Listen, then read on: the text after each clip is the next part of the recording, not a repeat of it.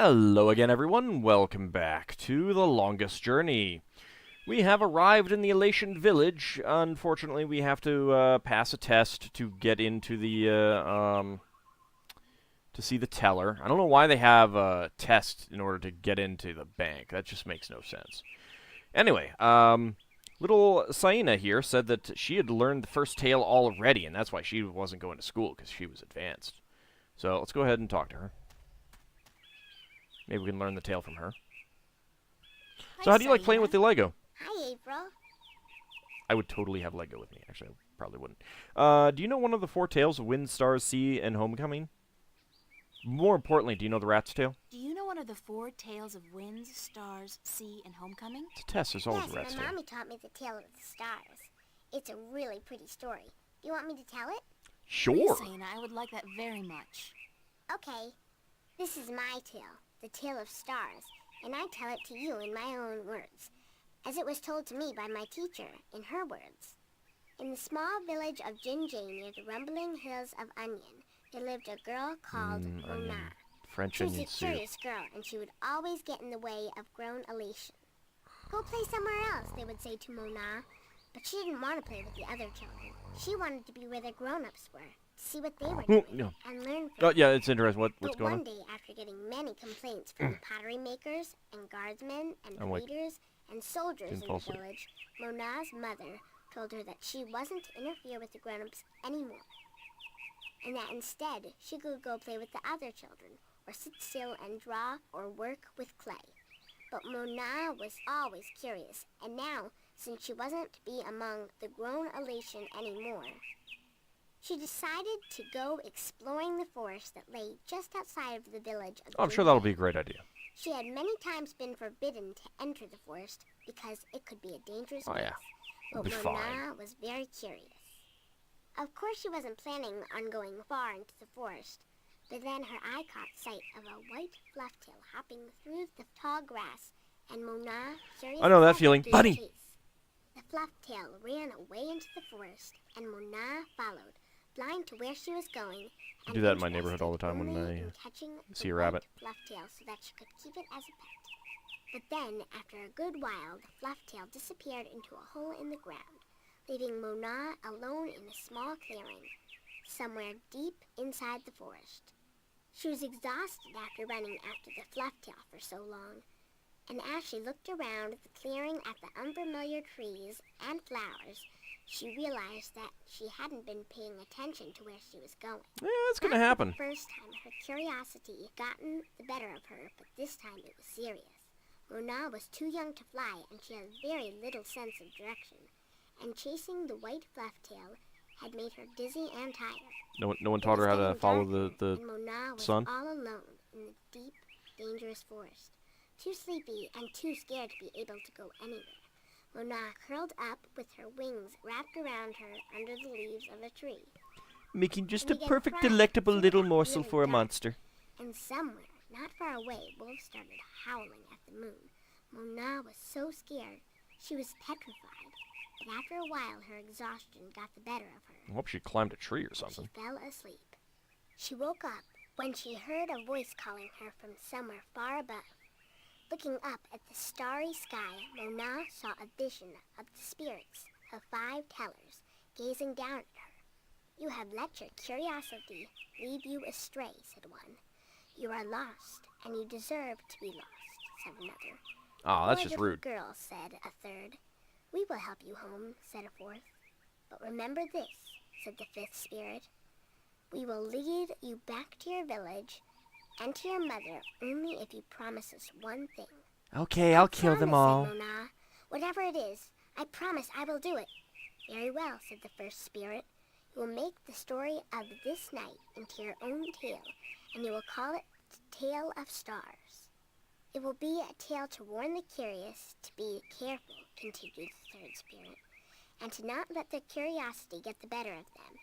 And," said the 2nd spirit, "to remind the Alatian that the spirits of their tellers watch out for them when they most need it."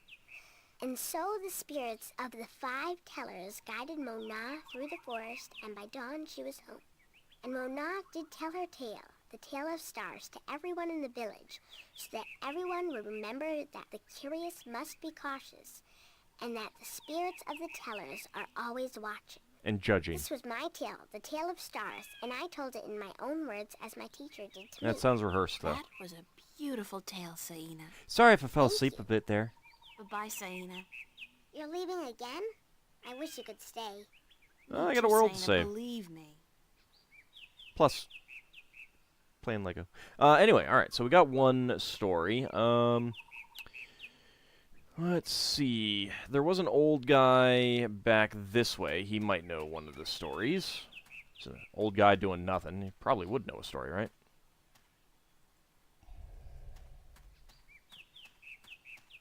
Hello! How's it going?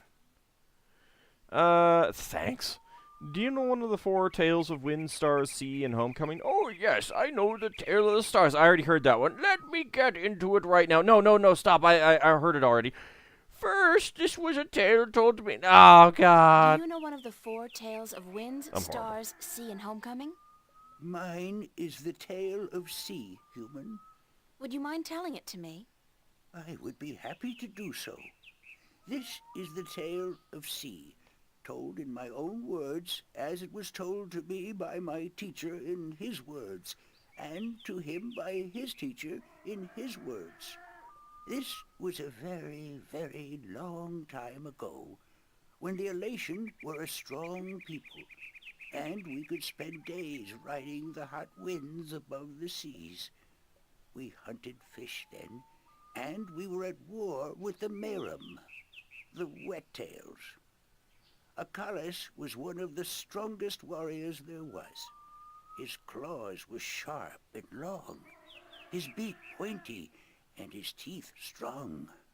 Acalis was admired by everyone in his clan, and because of this, he was cocky and arrogant. So one Sounds day, typical. the Typical teller of jock. Acalis city asked him to perform a very important and very special duty, to bring a sacred jewel to the teller of an Alatian town across the sea.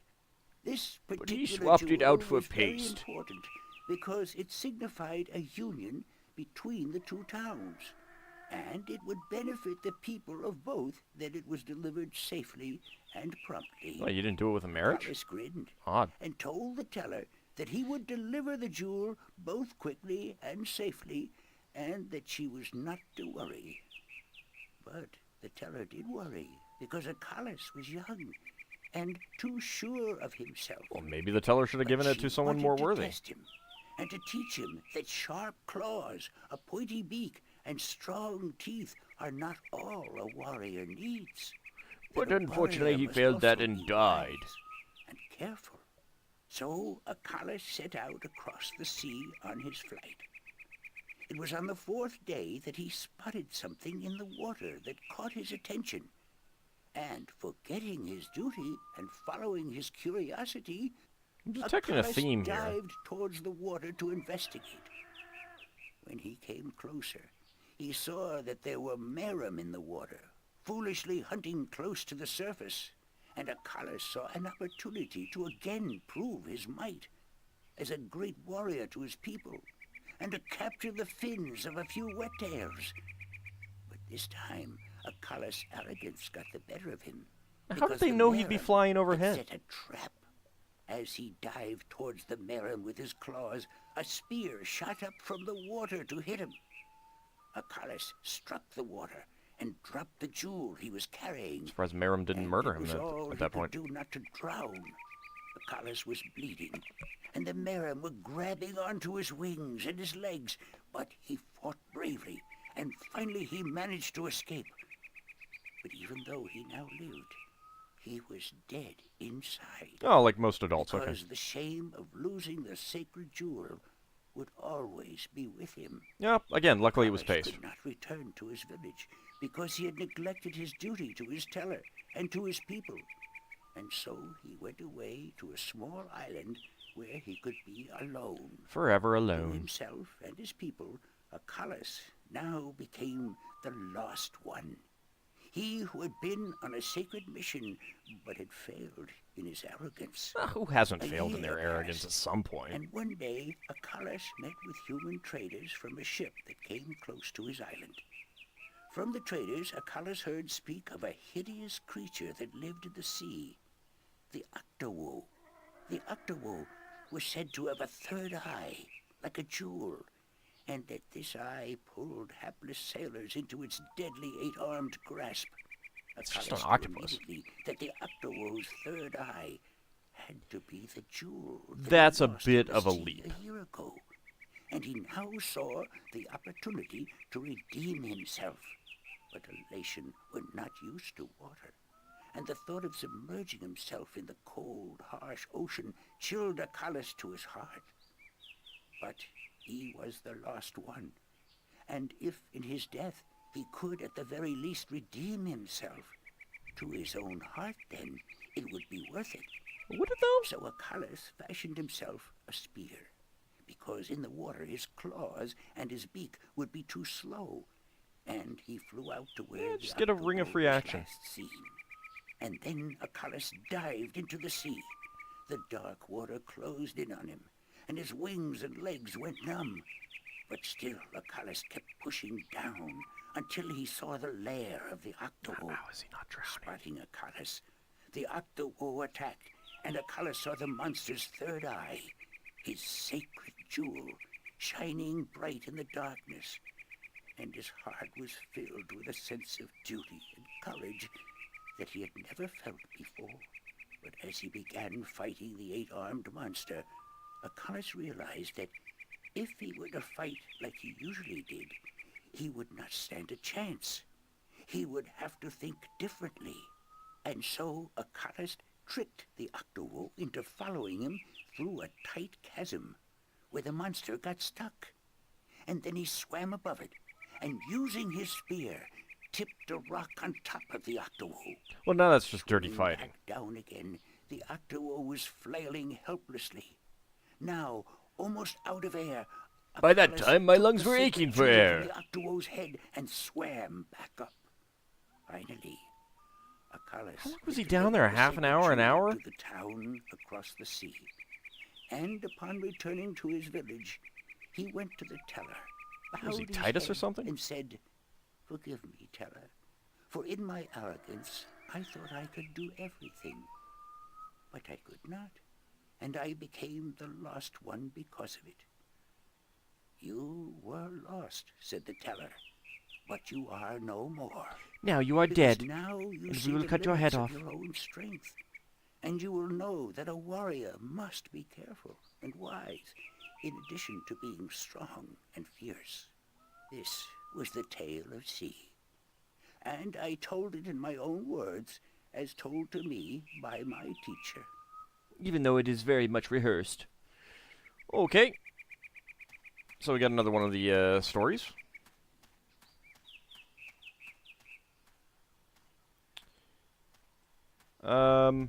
Even though you're going to test me, do you know one of the stories? I just want to test to make sure that you know what. Are you ready for the questions now?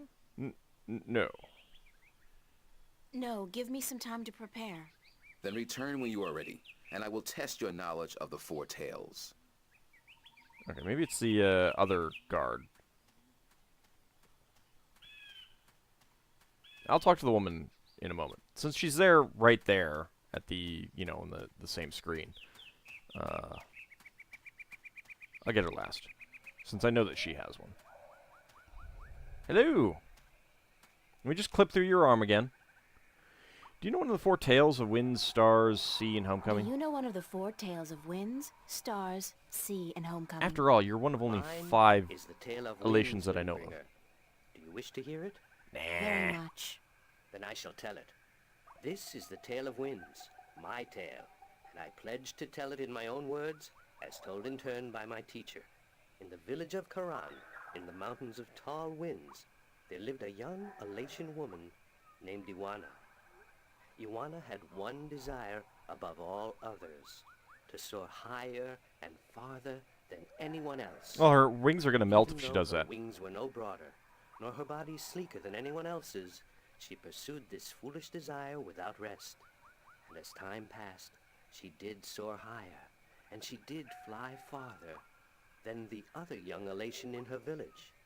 And her name became known far and wide amongst the tribes of the mountains of tall winds. But still, Iwana was not happy.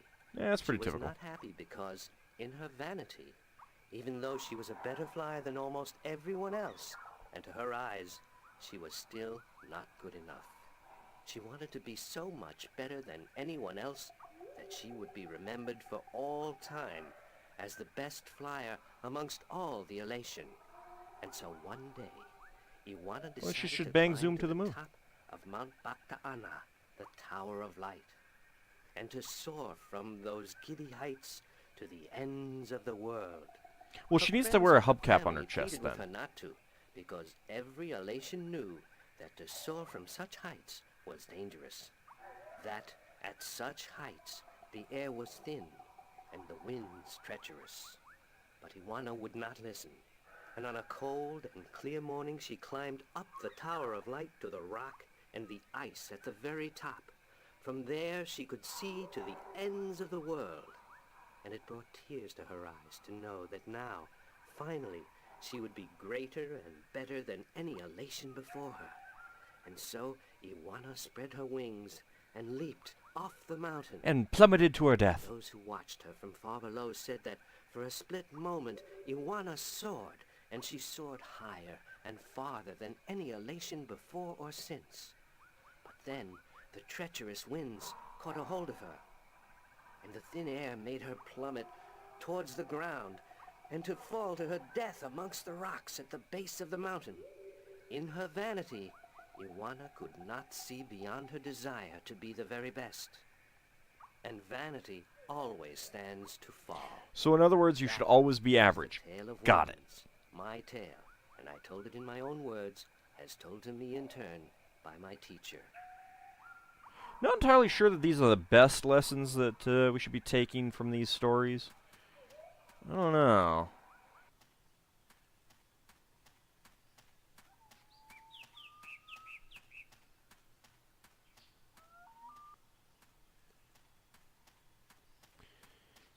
All right, young Alatian woman. Hello. It's a young Alatian female working with clay.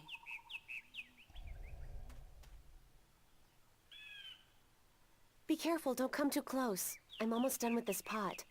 Trip, Sorry. fall, crush. Are you here to buy pottery? I didn't think traders were allowed up here. Broke the No, rules. I came to speak with your teller. Really? I didn't know the teller spoke with anyone from the outside. You must be a very special girl. You could say that. Supposedly. My name's April, by the way. Nima is my name. Nima of Ta'ama. The only Alatian village on Alace. Oh, I like your pottery. I like your pottery. It's our craft. That and storytelling. But storytelling can't buy merchandise or food. Sure it can. I know a lot of You people just who live by have to telling stories. be a bard. Although I guess that's kind of different. They are lucky then. Not that I don't enjoy making pottery. It's good to feel the wet clay between my claws, to shape it into whatever I wish. No, it's better not It's turn into almost ghost. like creating a new life. I think. I don't have a husband yet, so I haven't tried. Have you? Do you have a husband and children? Oh, no. Neither, thank God. I don't think I'm ready for that yet. I was 18 turnings this spring. I'm ready for a husband, but I've yet to court anyone who could make me soar on the winds. I think the men of Ta'ama are dull and timid. What about the guard on the road below the village? He's our age, isn't he? Isom? He's quite pretty, and his wings are big, but I don't think he likes me. He never looks at me or talks to me. He's probably shy. Doesn't mean anything. He could just be shy. Yeah. Maybe you could talk to him. Check Find his out character who sheet, see if he likes. has the But shy don't say trait. I sent you. Sure, I can do that. Thank you, April. Do you know one of the 4 tales of Wind, Stars, Seas, and Homecoming? I only need one of them now. Do you know one of the 4 tales of winds, stars, sea, and homecoming? I had to learn the tale of homecoming. It took a long time, but I think I got it now. I'm better with pottery than I am with the tales, unfortunately. Do you want to hear it? Sure. Please. Very well. This is the tale of homecoming, my tale, and I shall tell it in my own words, as told to me by my teacher, in her words, and by her teacher in turn. Moran was a handsome young Alatian man with strong wings and a hardy beak. He lived below the White Cliffs, where the water was salty and the fish plentiful. The White Cliffs of Moran Dover? was betrothed to Inara, the loveliest girl there ever was. She was fair Ever, really? and slender and tall, and her eyes They're were the always clear fair shade and of slender. blue. But tall. Moran was hesitant to enter into union with Inara, to become her husband and to give her children. He would always come up with a new excuse for why they had to wait a little while longer. Now, Inara was skilled at pottery, but even more so with stories, and the teller of the village had many times asked Inara to be her apprentice, to learn all the tales, so that someday she could take over as the teller. But Inara refused, knowing that if she did accept the teller's offer, she would never be able to marry Moran, because a teller cannot have a husband nor children of her own. Oh, well, that's Her just refusal crappy. to become the teller's apprentice was unheard of, because who could refuse such an honor? But to Inara, love was more important. Her love for Moran was beyond honor, beyond reason. But despite Inara's love, Moran was still hesitant. And then one day he told Inara, "I am traveling on a pilgrimage to the far shores. I will be gone for some time, and while I am traveling, and in accordance with our traditions, I will be freed from our betrothal. Not until I come back will the bond between us be renewed." Oh, It was not yeah, unusual that was for a that was young pretty Alatian man at that time to go on a pilgrimage, douchey and the there. bond between the betrothed would often be cut while he was away, to be formed again upon his return. But Inara was heartbroken, because she had thought that Moran would soon want to marry her. When Moran saw her tears, he said to her, "Do not weep. When I come back, I promise I will marry you. Just wait for me, and stay with your pots, to make the time pass quickly." And then Moran left on his pilgrimage to the far shores. Many years went by, and Moran had exciting adventures on the far shores. But by and by, he began to long for home, and for Inara. And now he had finally realized that he loved her, and that he wanted to marry her. But when he returned, he could not find Inara amongst the pot makers. He went to visit her family, and they told him that, after waiting for many years, Inara accepted the teller's offer of apprenticeship. And that when the teller left on the last wind during the previous winter, Inara herself became the new teller. Angry, Moran made his way to the teller's nest, and when he saw Inara, he said to her, "You promised me you would wait." But Inara did not say a single word in answer. She just turned around and lifted something wrapped in leaves from the cot behind her and gave it to Moran. Moran unwrapped the package, and inside he found an old pot, cracked and broken in two. "What Now is this that's pot?" some pretty he good asked. symbolism, I'll "And why say. did you not wait for me like I asked you to?" 'Cause you were a And finally, douchebag. Inara spoke, and she said to Moran, "I made this pot for you, my dear Moran, when you left, because I wanted it to be my marriage gift to you. But when many, many years passed, I finally realized that you did not love me the way I loved you, and to live hoping otherwise would be death." "But I want to marry you," cried Moran. "I came back." But Inara just nodded at the broken pot in Moran's hands and said, "Like an old pot that is left without care, a heart may break in two, and a broken heart can never be mended." And so Inara turned away, never to speak with Moran again. And Moran's heart, like the pot that was left untended, broke in two, because absence makes a heart brittle. No. This was Absence the makes tale a of heart go homecoming. yonder. My tale. We know this already. And I told it in my own words, as told to me by my teacher, and as I will tell it to my student when the time comes. Thank you, Nima. You're welcome, April. Okay, so we know all of the tales. Before we end the episode, I'm gonna go see if I can talk to the guard. Why do I have to click up there rather than down here? And then we'll take the test in the next one. Hello. Let me clip through your wing again. So, Isam, that's your name, isn't it? So, Isam, that's your name, isn't it? Don't wear it out. Isam of Tamar. A good-looking guy like you must get a lot of attention from the girls, right? Are you No, asking actually, me I'm for kind of fortune? ugly. Me? No. Wings don't do anything for me. No, I was just thinking, maybe you had your eye out for somebody special? I'm without a mate.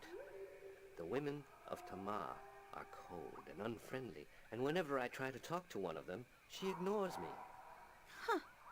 Even Nima? Nima? No, she's too pretty for me. She won't appreciate my attention. This is like high school. Yeah, kinda Trust is. me, Isam.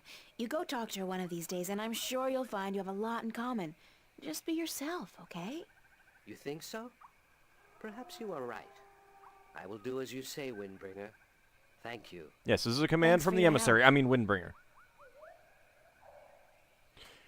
All right, so when we come back in the next episode, we will go ahead and talk to the guard, see if we can get in to see the teller, you know, and probably have to do some other stuff to prove that we are the Windbringer and all that stuff.